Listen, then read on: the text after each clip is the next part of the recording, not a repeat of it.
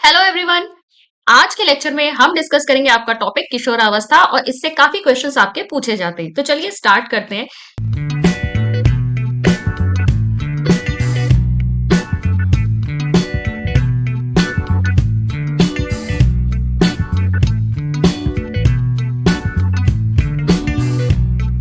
Adolescence देखिए क्या होता है। अडोलेसेंस जो है आपका वो किस एज ग्रुप को कहते हैं? 12 इयर्स टू 19 इयर्स। ठीक है, ये आपकी अडोलेसेंस एज है।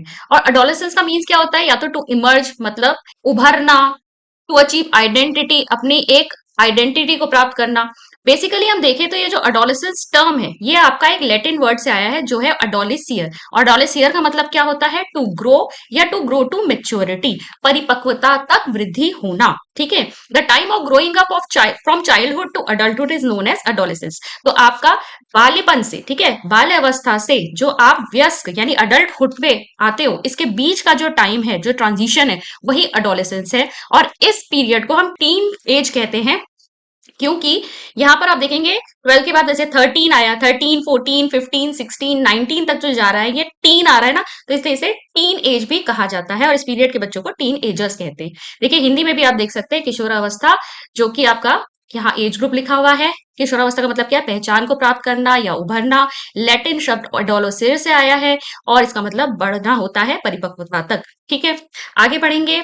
अडोलेसेंस में देखिए आपको इसको हम फिर से वर्गीकृत कर सकते हैं 3 सब पीरियड्स में। पहला होगा आपका अर्ली अडोलेसेंस, दूसरा होगा मिडिल अडोलेसेंस और तीसरा होगा आपका लेट अडोलेसेंस। तो अर्ली अडोलेसेंस जो है आपका, उसका एज ग्रुप कितना है? उसका एज ग्रुप है आपका 12 ईयर्स से 14 ईयर्स। फिर अगर मिडिल एडोलेसेंस की बात करें तो 14 ईयर्स टू 17 ईयर्स, और लेट एडोलेसेंस की बात करें तो 17 ईयर्स टू 19 ईयर्स।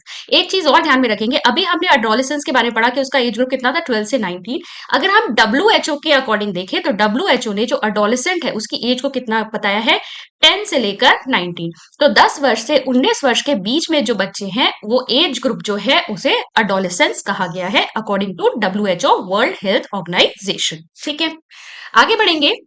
अब देखिए बहुत सारे अलग अलग साइकोलॉजिस्ट ने आपका अडोलेसेंस जो पीरियड है उसको अलग अलग तरीके से बताया है। आप जानते ही हैं अडोलेसेंस पीरियड में जो बच्चे होते हैं उनमें इतने सारे फिजिकल चेंजेस होते हैं और इनकी वजह से उन्हें बहुत तरह के चेंजेस देखने को अपनी बॉडी में भी मिल रहे हैं, साइकोलॉजिकल लेवल पर, सोशल लेवल पर, हर तरीके से हम उनके अंदर परिवर्तन देख रहे हैं। तो स्टैनले हॉल ने इस स्टेज को क्या कहा है? किसकी अवस्था है? तनाव और तूफान की अवस्था है। इनका स्टेटमेंट जो है काफी पॉपुलर है, कई बार बोला जाता है। तो ये जो है आपको पता होना चाहिए। तो the term storm and stress was coined by G Stanley Hall, जिन्होंने अपनी एक किताब लिखी थी 1904 में, अडोलेसेंस, और उसी में इन्होंने क्या कहा था? ये तनाव और तूफान की अवस्था है।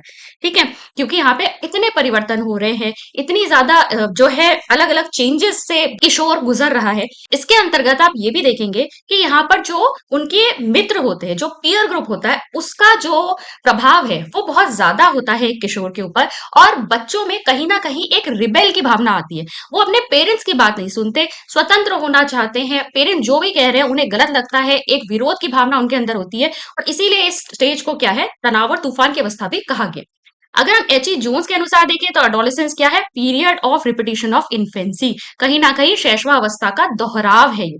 ठीक है, इसमें आप देखोगे इन्फेंसी में बच्चा ईगोसेंट्रिक होता है और एडोलेसेंस एज में भी हम ईगोसेंट्रिज्म देखते हैं। तो बहुत सारी चीजें जो होती है इन्फेंसी के टाइम पे जो होती है वो एडोलेसेंस एज में भी हमें दिखाई देती है। तो इसीलिए इसे period of repetition of infancy का है। रॉस ने देखिए इसे क्या है? Adolescence create and nurture the ideals of social service.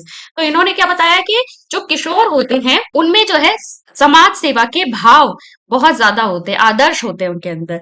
Adolescence के बारे में वैलेंटाइन कहते हैं कि ये क्रिटिकल टाइम है डेवलपमेंट ऑफ क्राइम ट्रेंड। यहाँ पर अगर बच्चों पे ज्यादा ध्यान न दिया जाए तो उनके अंदर क्रिमिनल टेंडेंसीज उत्पन्न हो सकती हैं, इसीलिए बहुत ध्यान रखना चाहिए। उनके अंदर भावों का भी बिल्कुल उथल पुथल हो रही होती है ना उनके अंदर, तो कहीं ना कहीं अगर उन्हें गलत कोई भी रास्ता दिखा दे तो वो क्रिमिनल टेंडेंसीज भी उनके अंदर आ सकती है।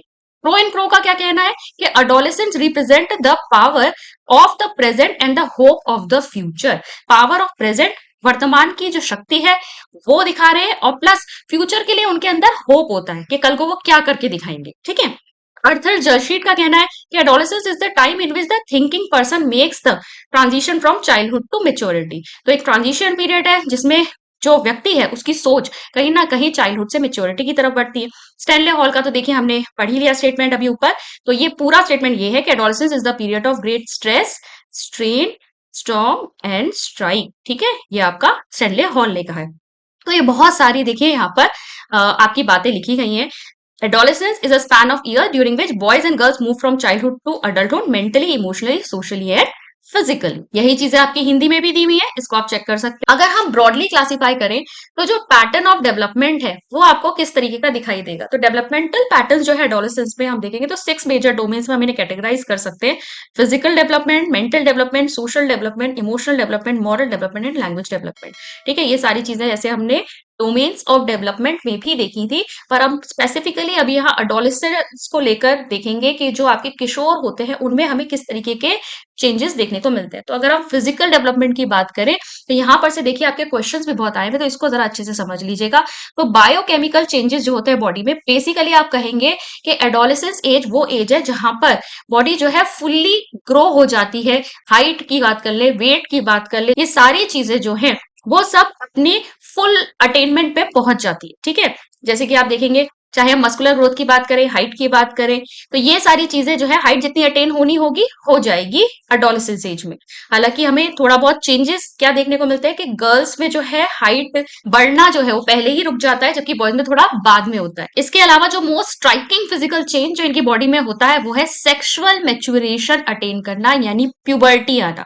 ठीक है, प्यूबर्टी क्या है? प्यूबर्टी का मतलब है कि जब एक इंडिविजुअल सेक्सुअली मेच्योर हो जाता है, यानी कि अब वो रिप्रोड्यूस कर सकता है, उसके अंदर रिप्रोडक्शन की एबिलिटी आ जाती है, तो ये प्यूबर्टी कहलाता है। और इसी की वजह से हमें किशोरों में बहुत तरह के चेंजेस देखने को मिलते हैं।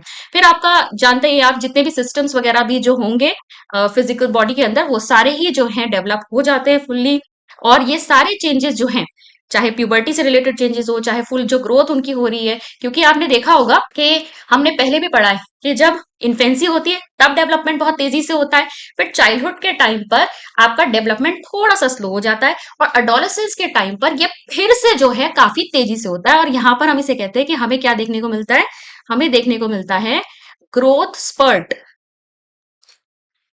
ग्रोथ स्पर्ट देखने को मिलता है अचानक से हर जगह, हर चीज में, फिजिकली हर एस्पेक्ट में जो है एक अडोलेसेंस फील करता है कि वो तेजी से ग्रोथ हो रही है, तेजी से चेंजेस हो रहे हैं। ठीक है, और इसी की वजह से कई बार उनको कंफ्यूजन की फीलिंग होती है, थोड़ी इनसिक्योरिटी आने लगती है, उन्हें समझ में नहीं आ रहा होता है अचानक उनके अंदर बॉडी में क्या क्या चेंजेस होने शुरू हो गए। ठीक है, physiological development primarily converts a boy into a man. ठीक है, ये सारे चेंजेस की वजह से एक लड़का जो है एक आदमी में, और एक गर्ल जो है एक वुमेन में चेंज हो जाती है, या फिर आप कह सकते हैं डेवलप हो जाती है।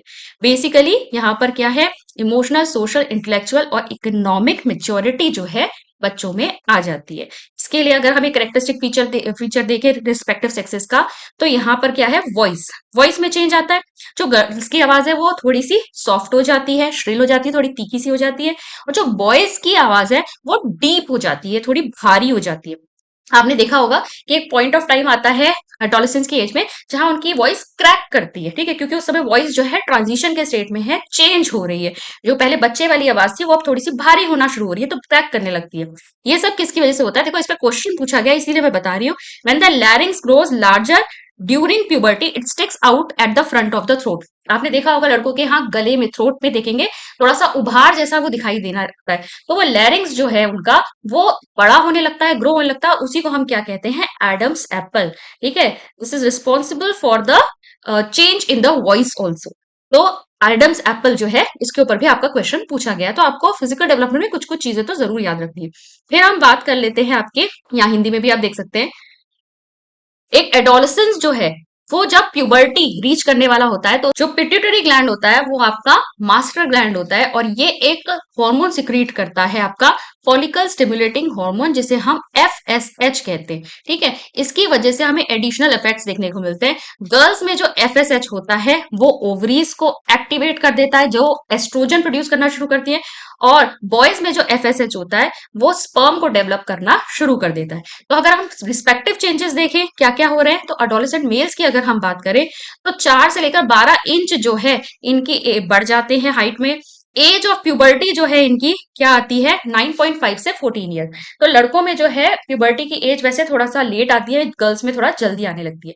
फर्स्ट प्यूबर्टल चेंज जो देखने को मिलता है वो है इनलार्जमेंट ऑफ टेस्टिकल्स। ठीक है। इसके अलावा भी यहाँ पर आप देखेंगे कि क्या क्या चीजें चेंजेस यहाँ पर हो रहे हैं। तो पॉइंट वाइज देख लीजिए, फर्स्ट हो गया, सेकंड हो गया, थर्ड हो गया, फिर फोर्थ आपका है अपीयरेंस ऑफ प्यूबिक हेयर। यहाँ पर अपीयर होने शुरू हो जाते हैं 13.5 ईयर्स की एज में। हेयर अंडर आर्म्स में शुरू हो जाते हैं हेयर ग्रोथ होना, फेस पे जो है हेयर ग्रोथ होना शुरू हो जाता है, वॉइस चेंज होने लगती है, एक्ने आने लगते हैं, ये सब 15 ईयर्स की एज में होता है।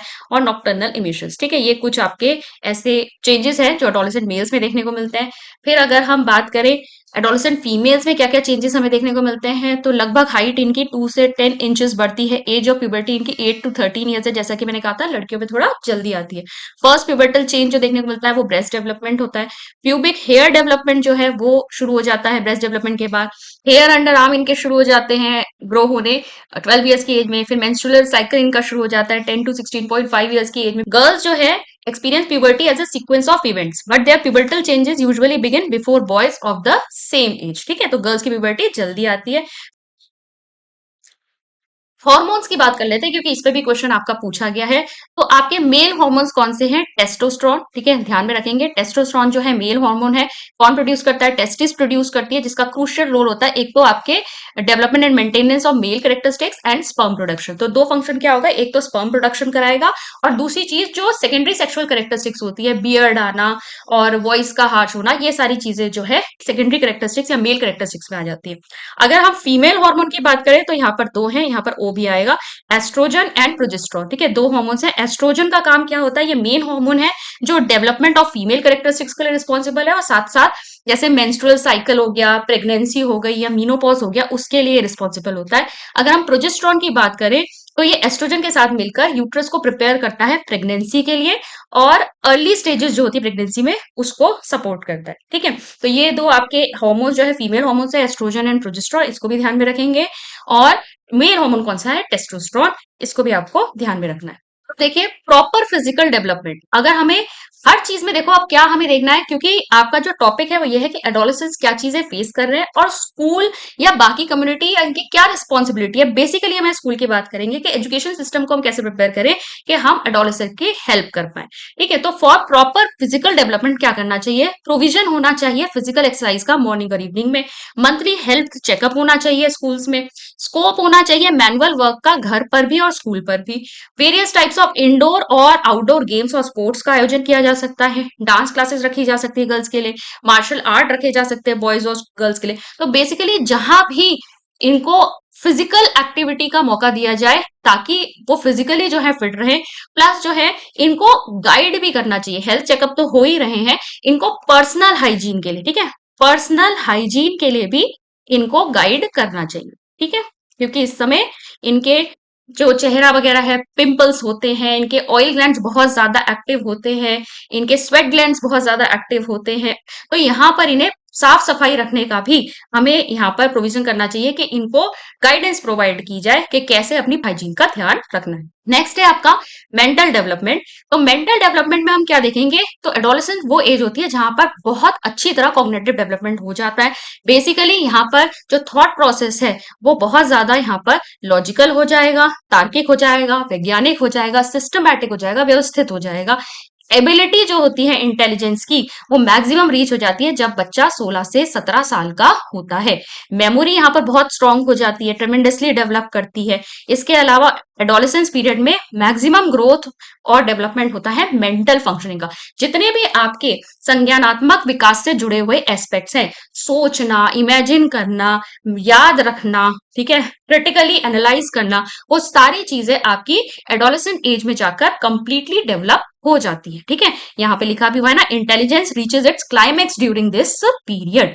Logical thinking, abstract reasoning, concentration, सभी चीजें यहाँ पर आ जाती हैं। अगर पियाजे के बेसिस पे हम देखें, आप जानते ही पियाजे ने जो है कॉग्निटिव डेवलपमेंट की 4 स्टेजेस बताई थी, तो एडोलेसेंट कौन सी रेंज में फॉल करेगा? ये फोर्थ स्टेज जो होती है फॉर्मल ऑपरेशनल स्टेज, जो कि 12 वर्ष से आगे की जो एज होती है उसमें ये एज ग्रुप जो है फॉर्मल ऑपरेशन पे रखा जाता है। तो एडोलेसेंट भी इसी के अंतर्गत आते हैं। तो एडोलेसेंट कौन सी स्टेज में आएंगे पियाजे की कॉग्निटिव डेवलपमेंट की थ्योरी के?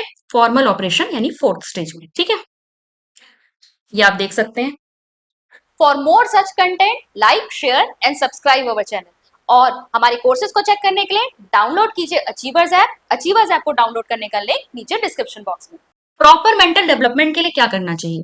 आपको इन्हें एक कंड्यूसिव होम और स्कूल एटमॉस्फेयर देना है, ठीक है?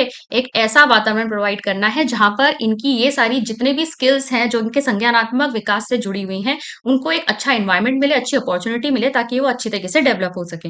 वेल मेंटेन गुड लाइब्रेरी होनी चाहिए, ट्यूटोरियल क्लास आपको देनी चाहिए, यानी कि अगर आप बच्चों में फील कर रहे हैं कि कुछ कुछ बच्चों को विशेष अटेंशन की जरूरत है, तो आपको ग्रुप्स बनाकर उन्हें भी पढ़ाना चाहिए।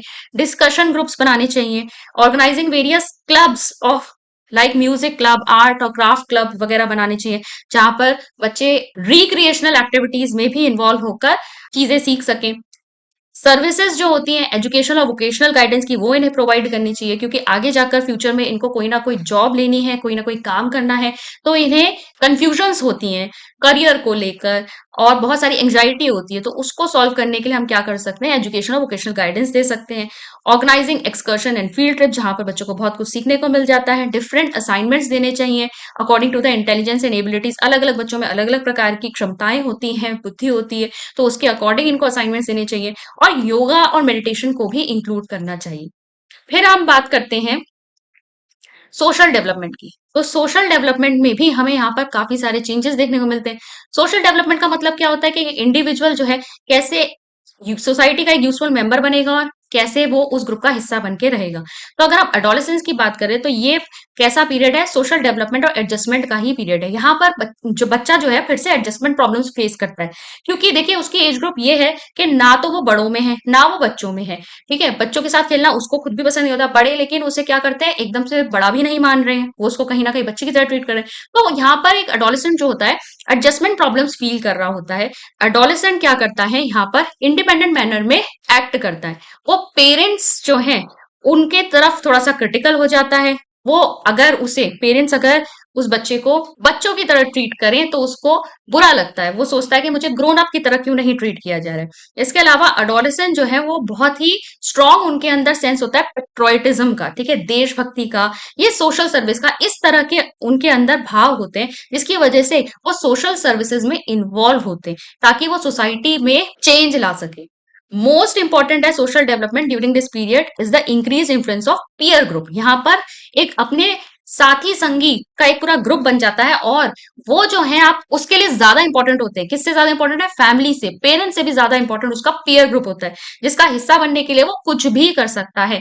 अपने पीयर ग्रुप की तरफ वो लॉयल होता है। यहाँ पर पीयर ग्रुप में वो लोग आएंगे जिनके इंटरेस्ट, एटीट्यूड और वैल्यूज सब सेम है, ठीक है, तो और एक दूसरे से ये सब इन्फ्लुएंस भी होते हैं। इनका प्रभाव जो है बहुत ज्यादा होता है। तो किसी भी इंडिविजुअल की लाइफ में उसके पीयर का, जब वो एडोलेसेंट एज में होता है तो उसके पीयर ग्रुप का प्रभाव बहुत ज्यादा होता है। ठीक है, पेरेंट्स की बात नहीं सुनेगा लेकिन अपने ग्रुप के, अपने साथियों की बात वो जरूर सुनेगा। सोशल सर्कल काफी अच्छा होता है, काफी बड़ा होता है। इसके अलावा आप देखेंगे कि यहाँ पर चाइल्डहुड की अपेक्षा में, चाइल्डहुड में तो क्या होता है, लोग अपने ही सेम सेक्स के बच्चों के साथ ग्रुप बनाना और खेलना मिलना पसंद करते हैं, लेकिन यहाँ पर क्या है, अपोजिट सेक्स की तरफ एक इंटरेस्ट बढ़ने लगता है। फ्रेंडशिप्स जो है यहाँ पर बहुत ही ज्यादा इंटीमेट फ्रेंडशिप्स होती हैं। अगर एक या दो मित्र आपके ऐसे होंगे जो इतने ज्यादा घनिष्ठ मित्र बन जाएंगे जिसके साथ आप अपनी हर बात शेयर कर सकोगे। चाइल्ड के अंदर लॉयल्टी जो है, जैसा कि मैंने कहा, ग्रुप की तरफ बहुत ज्यादा लॉयल रहते हैं। और रिजेक्शन अगर उन्हें हर जगह से मिला, चाहे ग्रुप की भी बात कर लें, तो एडजस्टमेंट प्रॉब्लम्स यहाँ पर फेस कर सकता है किशोर। यही सारी चीजें आप देखेंगे, ये आपको हिंदी में भी लिखी हुई मिल जाएंगी। फिर देखेंगे सोशल डेवलपमेंट अगर हमें प्रॉपर करवाना है एक बच्चे का जो कि अडोलेसेंट एज में है, किशोरावस्था में है, तो हमें क्या करना चाहिए, फैसिलिटीज प्रोवाइड करनी चाहिए सोशल इंटरेक्शन की, ताकि एल्डर्स के साथ बात करने में कंफर्टेबल फील करे एक अडोलेसेंट एज का बच्चा। ठीक है, यहाँ पर क्या है, बड़ों से कहीं ना कहीं बच्चा जो है कट रहा है, या फिर उसका जो एटीट्यूड है वो ये नहीं है कि वो बड़ों की बात माने। तो यहाँ पर हमें सोशल इंटरेक्शन और एल्डर के साथ बातचीत का मौका देना चाहिए। इनफॉर्मल फंक्शंस जो है, ठीक है, इनफॉर्मल फंक्शंस जो है यहाँ पर ऑर्गेनाइज करने चाहिए स्कूल कैंपस के अंदर। एक्सकर्शन और फील्ड ट्रिप्स जिसमें जिसमें बच्चे जब इंटरेक्ट करते हैं तो कहीं ना कहीं उनका सोशल डेवलपमेंट होता है। ग्रुप गेम्स बनाने चाहिए, डिबेट्स होनी चाहिए, सेमिनार्स और कॉन्फ्रेंसेस होनी चाहिए। बच्चों को जो है यहाँ पर रिस्पॉन्सिबिलिटी वाले काम देने चाहिए, घर पर भी देने चाहिए, स्कूल में भी देने चाहिए, ताकि उन्हें ग्रोन अप जैसा फील हो। और बच्चों की सोशो इकोनॉमिक कंडीशंस देखते हुए वेरियस एक्टिविटीज भी करवानी चाहिए। अब हम बात कर लेते हैं इमोशनल डेवलपमेंट की। तो भावनात्मक विकास की जब हम बात करते हैं तो भावनात्मक विकास भी कहीं ना कहीं एडोलेसेंस एज में अपने पीक तक पहुंच जाता है। इतना ज्यादा एक स्टॉर्म आ रहा है इमोशंस का, क्योंकि एक इंडिविजुअल को बहुत तरह तरह के एक्सपीरियंसेस हो रहे हैं, तो एक इमोशनल इम्बैलेंस की स्थिति तो होती है, मूड स्विंग्स होते हैं, चेंजेस होते हैं, कभी गुस्सा आएगा तो बहुत ही तेज आ जाएगा, ये कभी वो बहुत परेशान होंगे। कंटिन्यूस फिजिकल चेंजेस जो हैं उनको इमोशनल अनसर्टेनिटी देते हैं। तो जैसा कि मैंने कहा, शारीरिक परिवर्तन इतने ज्यादा हो रहे हैं जिसकी वजह से उनको भावनात्मक रूप से भी बहुत ज्यादा अस्थिरता महसूस हो रही है। ड्यूरिंग अडोलेसेंस सारे इमोशंस, एंजाइटी, चिंता, फियर, डर, लव, एंगर, ये सब बहुत पीक पर होते हैं, एकदम चरम पर होते हैं। ठीक है, कोई भी चीज होगी तो बहुत ही एग्रेसिवली ये एक्सप्रेस करते हैं। ठीक है, अपने सारे इमोशन से ये दिखाते हैं। जैसे अगर विरोध की भी भावना है तो वो भी बहुत ज्यादा यहाँ पर देखने को मिलती है, स्टबर्ननेस देखने को मिलती है। ठीक है, अपनी बात पे अटक गए तो अटक गए, फिर कुछ सुनेंगे ही नहीं। Adolescents are emotionally disturbed due to hormonal changes and physical and sexual changes। तो यहाँ पर हार्मोनल जो चेंजेस उनके अंदर हो रहे हैं, जो शारीरिक रूप से परिवर्तन हो रहे हैं, जो सेक्सुअल चेंजेस हो रहे हैं, वो सब उनकी जो इमोशनल इंस्टेबिलिटी है उसके लिए रिस्पॉन्सिबल होते हैं। और हीरो वर्शिप हमें यहाँ बहुत ज्यादा देखने को मिलता है। एक व्यक्ति को ये अपना बिल्कुल हीरो मान लेंगे और बिल्कुल उसी की तरह जो है एक्शंस करना शुरू कर देते हैं। जैसा कि हमने कहा, सेक्स ड्राइव जो है वो भी एक बहुत प्रोलिफिक सोर्स है, एक वजह है इनके इमोशनल डिस्टरबेंस की। इसके अलावा इंडिपेंडेंस चाहिए इन्हें, पेरेंट्स की बात सुनना नहीं चाहते। इसकी वजह से भी ये क्या होता है, इतने सारे इमोशनल डिटैचमेंट की वजह से ये बच्चे कहीं ना कहीं इमोशनली माल एडजस्टमेंट फील करते हैं, भावनात्मक रूप से कुसमायोजित होते हैं। एक चीज जो इंपॉर्टेंट हमें यहाँ देखने को मिलती है, जैसा कि मैंने अभी आपको स्टार्टिंग में बताया था, ईगो सेंट्रिज्म। अडोलेसेंस एज में भी हमें बच्चों के अंदर ईगो सेंट्रिज्म देखने को मिलेगा, आत्म केंद्रितता। ठीक है, आत्म केंद्रितता क्या है, मतलब यहाँ पर जैसे एक छोटा बच्चा इन्फेंट होता है ना, उसको पूरे संसार से कोई मतलब नहीं होता, उसे लगता है जो कुछ भी हो रहा है सब मेरे लिए हो रहा है। ऐसा ही एडोलेसेंट भी फील करता है, उसको यही चीजें फील होती हैं कि सब मुझी को देख रहे हैं, सब मेरे को ऑब्जर्व कर रहे हैं। तो अपने लुक्स को लेकर अपने आप को यूनिक बताना चाहता है, हर चीज के लिए अपनी अपीयरेंस को लेकर, जो वो काम कर रहा है उसको देखकर वो एक्सट्रीमली कॉन्शियस होते हैं। ठीक है, सजग होते हैं कि सब बस मेरी तरफ देख रहे हैं, मेरे एक्शंस को देख रहे हैं, मुझे देख रहे हैं कि मैं कैसा लग रहा हूं, मैं क्या कर रहा हूं, मैं स्पेशल हूं, मैं यूनिक हूं। इस तरीके से जो है हमें आत्म केंद्रितता का भाव या ईगोसेंट्रिज्म एक अडोलेसेंट एज के बच्चे में देखने को मिलता है। अच्छा, यहाँ पे ये आत्म केंद्रितता होगा। ठीक है, आत्म, अगर इमोशनल डेवलपमेंट इनका प्रॉपर करवाना है तो हमें क्या करना चाहिए, हेल्दी गोल सेटिंग, इनको एक आप अच्छा एक लक्ष्य दे दीजिए जिसकी तरफ इन्हें काम करना है, ताकि अपनी एनर्जी जो है उसी तरफ डायरेक्ट कर दे।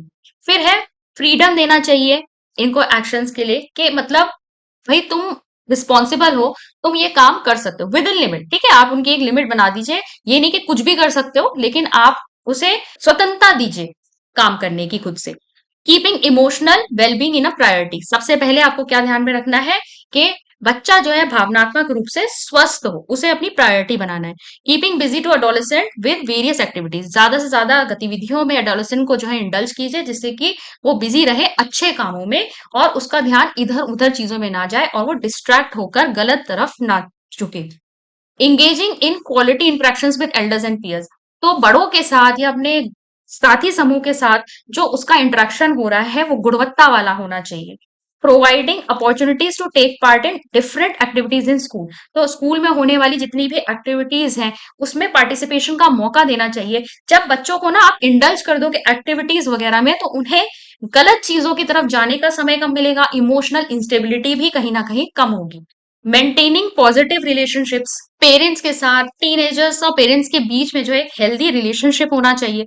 Understanding every adolescent unique identity, हर अडोलेसेंट जो है अपने आप में यूनिक है, तो ये चीज हमें समझनी चाहिए और कंपैरिजन नहीं करना चाहिए। Resolve conflicts without partiality and with respect for others, तो दो लोगों के बीच में अगर कोई द्वंद्व हो रहा है, कोई कॉन्फ्लिक्ट हो रही है किसी बात को लेकर, तो हमें पार्शियलिटी नहीं करनी चाहिए। तो प्रॉपर गाइडेंस और काउंसलिंग की फैसिलिटी प्रोवाइड करनी चाहिए पेरेंट्स और टीचर्स को। स्कूल गाइडेंस काउंसलर भी एक होना चाहिए। ठीक है, ये आप हिंदी में भी देख सकते हैं। अब हम बात करते हैं मॉरल डेवलपमेंट की। तो यहाँ पर देखिए, आपको देखने को मिलेगा कि मॉरल डेवलपमेंट है क्या, सही और गलत के बीच में फर्क कर पाना, राइट और रॉन्ग के बीच में, ट्रू और फॉल्स के बीच में, वर्च्यू और वाइस के बीच में आप अंतर कर पाए। फैमिली मेन जो है वो जगह होती है जहां से बच्चे का मॉरल डेवलपमेंट होता है, मॉरल ट्रेनिंग शुरू होती है। सही और गलत कहाँ से बताना शुरू किया जाता है, तो फैमिली कहीं ना कहीं फैमिली के जो प्रिंसिपल्स होते हैं, जो चीजें वहां पर मानी जाती हैं, जैसा वैल्यू सिस्टम जो है फैमिली में होता है, वो कहीं ना कहीं एक किशोर के जो प्रिंसिपल्स या राइट और रॉन्ग देख पाने की जो क्षमता है उसको बहुत हद तक प्रभावित करता है। तो जो एटीट्यूड या बिहेवियर है वो बच्चा फैमिली से ही लेगा। हालांकि स्कूल का भी इसमें रोल है कि स्कूल को भी जो है, इसीलिए वैल्यू एजुकेशन, मॉरल साइंस की किताबें वगैरह भी लगाई जाती हैं ताकि बच्चों को बताया जा सके कि सही और गलत को हम किस तरीके से परख सकते हैं, क्या चीजें सही है, क्या चीजें गलत है। ये बच्चा फैमिली से भी सीखेगा और स्कूल से भी सीखेगा। एक चीज और जो हमें देखने को मिलती है कि यहाँ पर रिलीजन का, रिलीजियस प्रैक्टिसेस का इम्पैक्ट हमें पहली बार बहुत ज्यादा देखने को मिलता है। हालांकि बच्चों में भी मिलता है, लेकिन अडोलेसेंट जो है वो काफी ज्यादा इसके बारे में सोचता है। जैसे कि एग्जाम्पल यहाँ पे दिए ना, वो भगवान और रिलीजन और धर्म के विषय में बात करना शुरू कर देता है, क्योंकि ये एक टाइम होता है जहां पर वो अपने कुछ सेट ऑफ प्रिंसिपल जो है अपने लिए वो बना लेगा, जिसके ऊपर वो उस बिलीफ के ऊपर जरूर चलेगा। और लास्ट है हमारा लैंग्वेज डेवलपमेंट। तो लैंग्वेज डेवलपमेंट में हम देखेंगे भाषा विकास। तो भाषा विकास देखिए, वैसे तो बचपन में ही उसने भाषा शुरू कर दी है सीखनी, ठीक है, बोलना चालना तो अपने फैमिली से ही वो सीख गया है। इसके बाद जो अगर हम लैंग्वेज लर्निंग की बात करें तो वो भी उसने स्कूल्स में ही सीख ली है। लेकिन अब जो है बेसिक भाषा उसको आती है, अब उसकी भाषा में क्या होगा, यूज ऑफ लैंग्वेज में मास्टरी आएगी। अब उसे हायर लेवल पर लेकर जाएगा, अब एडवांस लैंग्वेज स्किल्स उसके अंदर डेवलप होंगे।